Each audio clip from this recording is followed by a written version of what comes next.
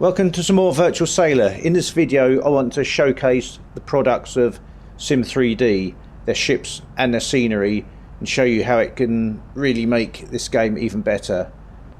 Now SIM3D have provided these ships and scenery to me free of charge, but I'm still going to give you my honest views as I go through them. So for those of you who commented on my last Virtual Sailor video saying, is it all just about tugboats? Well, no, it's not. It's a variety of vessels. You can have tugboats if you like them. You can have cargo ships. You can have passenger ships. And what we've got here is the passenger vessel Smyril. I hope I'm pronouncing that correctly. And this is again provided to me from SIM3D. You can get it for yourself there. It's a small passenger ferry. It's a ro-ro ferry. You've got the doors at the back here, which are in fact animated. And if we shoot down here into the ramp, you can see that we've got the interior car space here.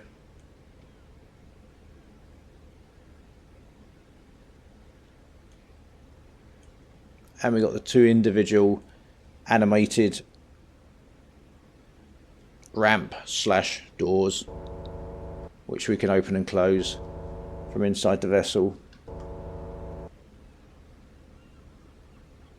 It's a nice little detail that adds some extra immersion to the ship if you like doing these sort of passenger ferry routes. And jumping inside, we've got a very well kitted out bridge. And we got nice carpet, we got nice luxury armchairs for the skipper. I mean, what more could you want? We've got bridge wing positions with full control consoles, port and starboard, and we've got nice illuminated lights here. So let's start her up and go for a little run.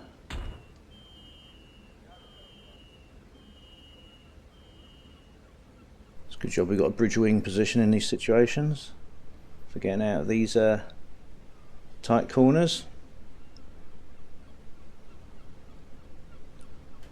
With everything we need, bow thruster, throttle, our radar there, we got our chart plotter,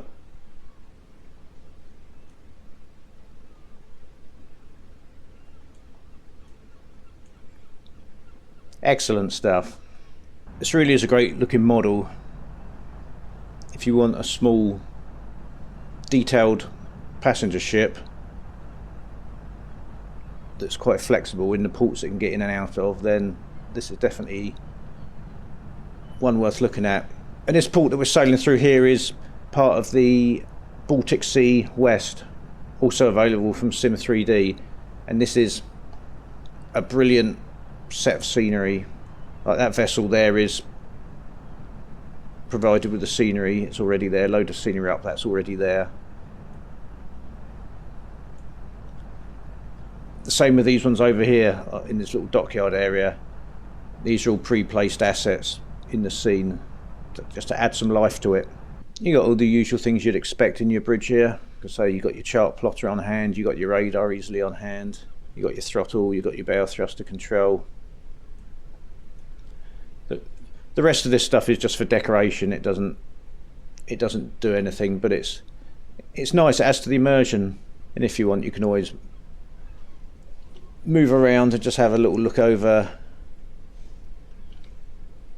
the other parts of the bridge. And again, many of these gauges here are not operational, they're just for show, but again, it adds to the feeling that you are in a properly kitted out bridge on one of these vessels. Nice tall ship over there, again all part of this Baltic Sea West scenery. Again, it just adds to that feeling that you're actually in a proper active port. And at night the Smyril looks even better. You have this nice darkened wheelhouse here. You have a nice glow from your little buttons there just to make you feel homely a little homely coloured glow. And of course, if you want, you can switch on the cabin light to have a proper look around. But I find this just a very nice model to sail at night. And an additional special feature you have with the Smyril is the night lighting. So if you go to your normal lighting panel and you turn on anchor lights, you just get these little lights along the top here. But if you go to the sail menu by pressing S, you can then use your main reef control to just move up into position these lights here, and they're quite cleverly done on a slide, as you can slide them away. It's a sort of clever way of doing it without having to sort of hard code in a load of lights. So you can turn those on and then have nice night illumination. And then if you stand out here on the weather deck at night, got a nice little illuminated recreation area. So yeah, all in all, a great model. Being sat in this wheelhouse here, or bridge if you prefer, at night with the glow from the buttons, your radar and your chart plotter in front of you, and you're just peering out into the darkness. Just a very relaxing place to be, especially if you're in a darkened room playing the game. You can really lose yourself in this as you sail across the oceans and across the Baltic Sea. So there you go, this is Smyril, available from SIM3D, a great option for a passenger vessel. So the next ship we have is another tug. This is the JR Moore, and this is a South African tug, and again available from Sim3D. And this one I particularly like because it catches that retro vibe. I kind of like the old school classic looking ships and boats. As far as interiors go, it's obviously not going to be the most high-tech interior that you've ever seen. But again, it has character, and this is the perfect opportunity for me to demonstrate one of the features that appears a lot in this scenery, this Baltic Sea West scenery, is the working bridges.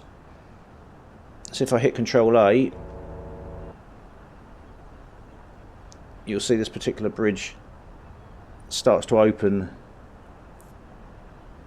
so that the vessel can pass through.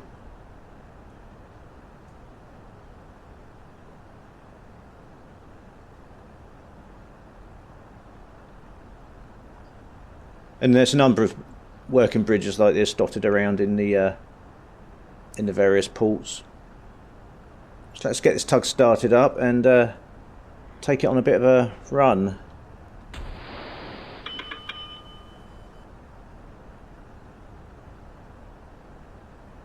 The preset views in this tug are the usual ones you'd expect. You've got your main helm position, you've got a position here which is to look at the radar, and you've also got a bridge wing position, which is handy for navigating through tight dock areas like this, through tight bridges.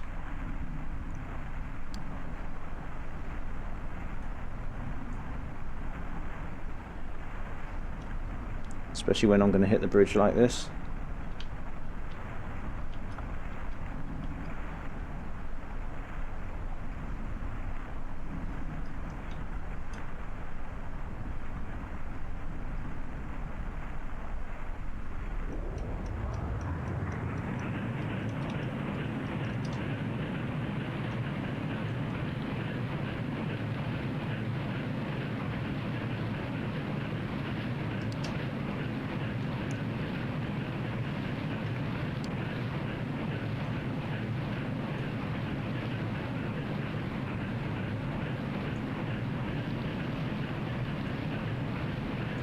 There's also this nice view from back here in the radio / navigator's room.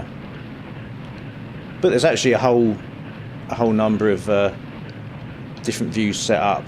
Like everything in Virtual Sailor, you can modify your own views if you want. But just to run through a few of the views, so we get a normal helm position, we've got a view out on the aft end here, just sort of staring at the funnel. And then we've got a whole range of various views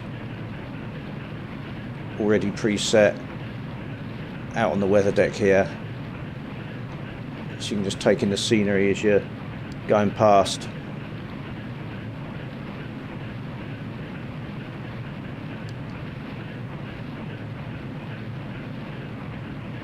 So this is the fabulous scenery of Kiel.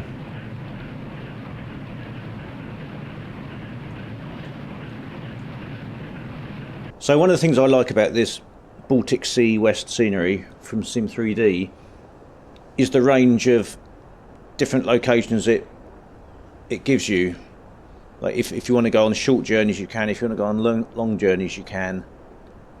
For instance, I'm here in Kiel and the furthest other port is Gothenburg all the way up here. So if we just have a look at the distance, as the crow flies, we're looking at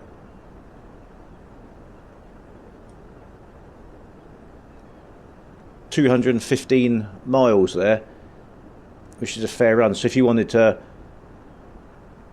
do a really long run in one of the bigger ships, you can do that. But you've also got a whole host of smaller ports dotted around, especially if you want to take out a small pleasure craft or a smaller vessel, because some of these ports you're not going to get into in a big ship. But you've got a whole series of ports here that are a lot closer together. So over here in Sweden, for example, you've got Malmo to Damhagen, where it's like 15 miles. So, you know, it's maybe only an hour, a 2-hour journey. And you've got a whole series of these smaller ports dotted along here. So as well as the long 200-mile journey, you know, you can do a little hour's hop to there, or a 2-hour hop to Helsingborg, or another hour. It's quite flexible about how long you want to spend in the game. If you want to do a complete run, you have that option. So this is the port of Malmo, and again it's a good mix of a sort of heavy cargo vessels. You've got docks for them there, you've got some passenger terminals, and you've also got some smaller yacht marinas over here. So whatever you want to sail, Malmo kind of offers you that option. So this is the town of Helsingborg, which again is another nicely detailed little town.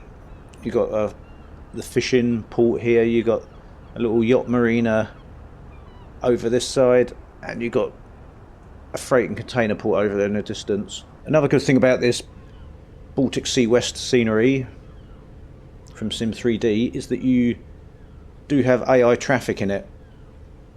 As you see here, I'm just sat here and you got this cruise ship just cruising on by, which again, it's nice. It adds a little bit of flavour to the scenery. It adds some activity. It makes you actually pay attention to what you're doing, because as you can see, all these AI traffic to actually show up properly on your radar. There are some areas around here, especially coming out of Kiel, where if you're sailing at night you really do have to keep your eye on the radar, because there's AI ships coming at you from all angles. So it does give you a good navigation experience. Some more AI traffic there in the form of a small pilot boat, it looks like. Again, just buzzing around, just giving it some life. And here's another feature of this scenery. It's this small aircraft flying over. Again, just adds a little bit of immersion to it. So next up on the ship front, again from SIM3D, like all the vessels and scenery you'll see in this video, we have the Pavo Cristatus, or Pavo Cristatus if you prefer. Now Pavo Cristatus is the Latin name for peafowl. Since I'm a fan of peacocks and peahens, I obviously had to get the Pavo Cristatus. But this is a classic old school freighter, again from Durban, South African, because a lot of these South African ones have been modelled by the same person, who is Marius, who goes under the name of Axion Alias here on YouTube, and he does create some of my favourite models. He created the JP Moore tug that you saw earlier. So if we jump inside and jump to our helm position, you'll see that this is a typical old freighter, and I've done a little bit of tweaking with this one, because this is one that I really I'd had my eye on for a long time. So when SIM3D offered me the chance to try out some of their payware products, this is the one that I asked for. This is the one that I really wanted to have a look at. And as you'd expect, compared to the high-tech ferry we looked at earlier, this is very old school. There's no leather-bound pilot's armchairs here. It's an old chair stuck on the ground. Even my helm position chair's got a tear in it. It's got the stuffing coming out of it a bit. It's what you'd expect from a hard-working cargo ship. But I like it. It's got character. So I've set some custom views up in this one, just to go with my preferences for it. So I've got a helm position view here. I've got a radar position preset here. And then I've got a preset here, which takes me to my chart table, my navigation table. And again, this is quite an old model, which is why you'll see some of the textures are not as crisp as you would expect. But you know, Virtual Sailor is an old program, and the models in it have to work within the within the limits of the software. So you're not going to see everything amazingly 3D modelled and textured like you would in something like Microsoft Flight Simulator, which is very modern. But I can live with that. The outside of it looks good. The outside's got nice textures, nice rust on it to make it look like it's actually done some work. If you want a freighter that will just get you from A to B with no fussing, and it has some character about it, then Pavo Cristatus is definitely one to go for.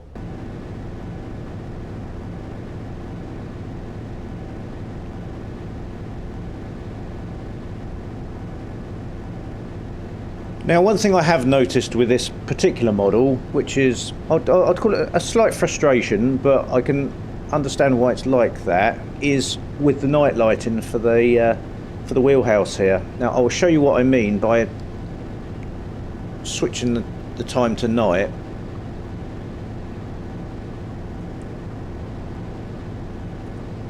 So you see at night here, all the textures within the wheelhouse here are basically illuminated, and they stay that way all the time.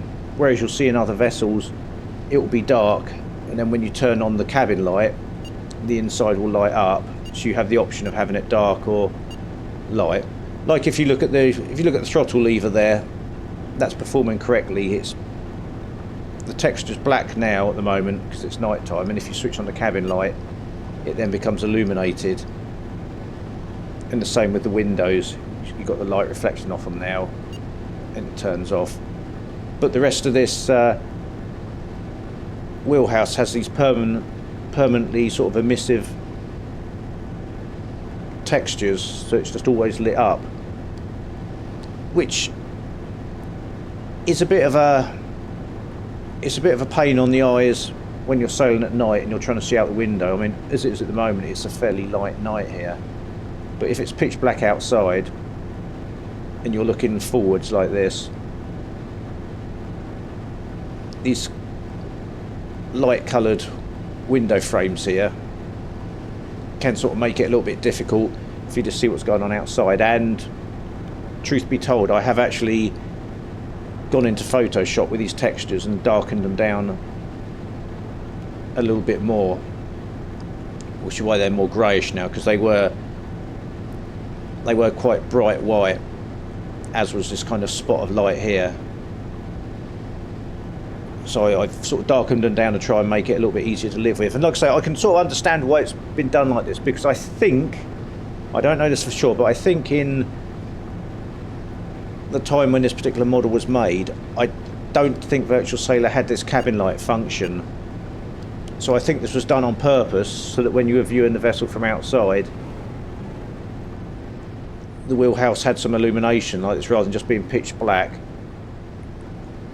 You sort of had a view where something was going on in there, and I assume that was why it was done this way. Whereas with other models now, unless you have the cabin light on, it's just completely black inside.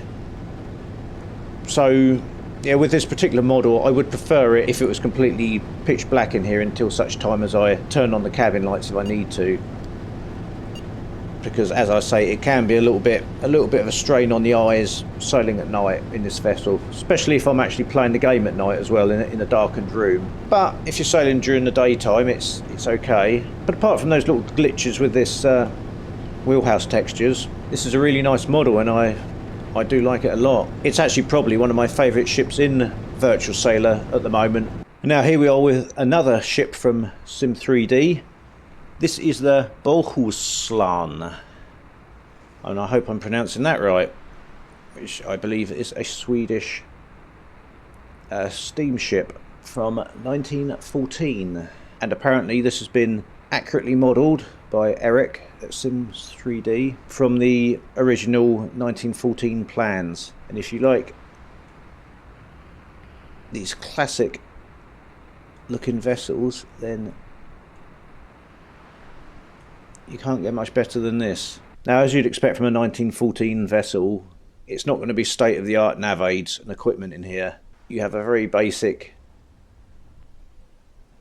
sort of forward conning position here.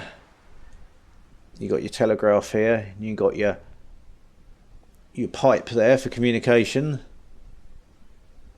the old talkie pipe. So you got this view here. You got a bridge wing view there to port. You got a bridge wing view to starboard, and you got your helm position here, which literally is just the wheel. So the helmsman here would just steer the thing, and then somebody else would be doing the telegraph out there to operate the throttle, or to be correct, send instructions down to the engine room telling the engine man to operate the throttle. And amongst the other views here, we got this nice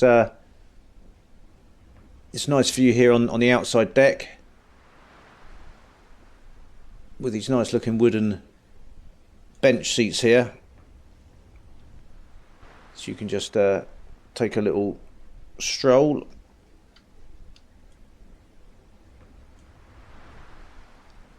along the outside here.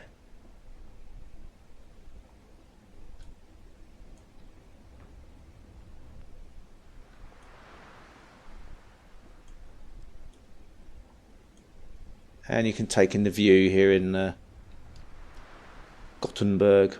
We also have this nicely modelled interior lounge area where you can just sit and enjoy the view. Set the ship on autopilot, although I know traditionally it wouldn't have autopilot, but just imagine that there's some 1914 crew up on the bridge steering it for you. And then you can just sit here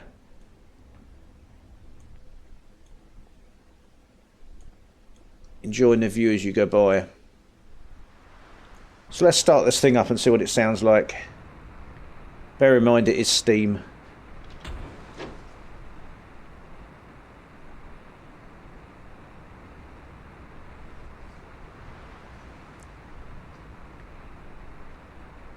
So there's the boiler fired up. A nice steam whistle there. Let's jump here to our sort of conning position. Let's see the telegraph in action.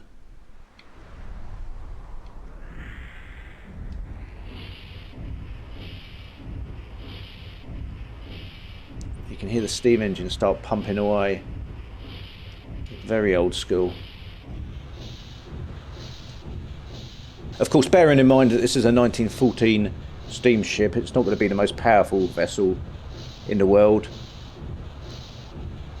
but it gets you where you want to go at a leisurely pace, as we see the container port of Gothenburg in the distance there.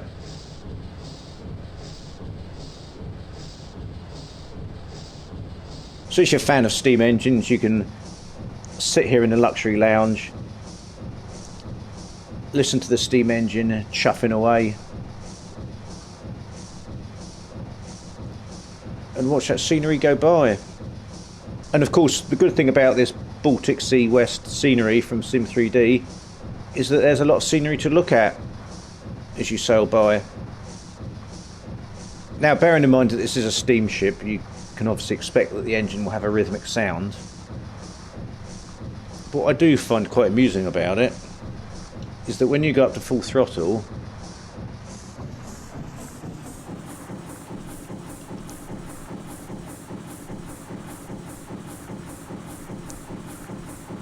the engine does start to sound a bit like a 90s rave track.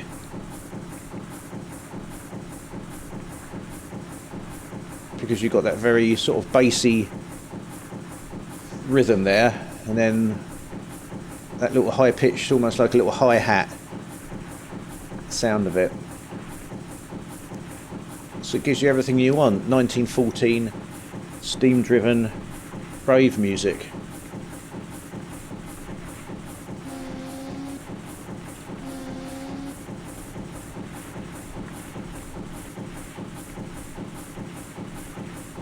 So there you have it. If you want to pick up any of the vessels that you've seen in this video, or you want to pick up the Baltic Sea West scenery from SIM3D, then head over to this address now. I'll also put a link in the video description and in the first pinned comment.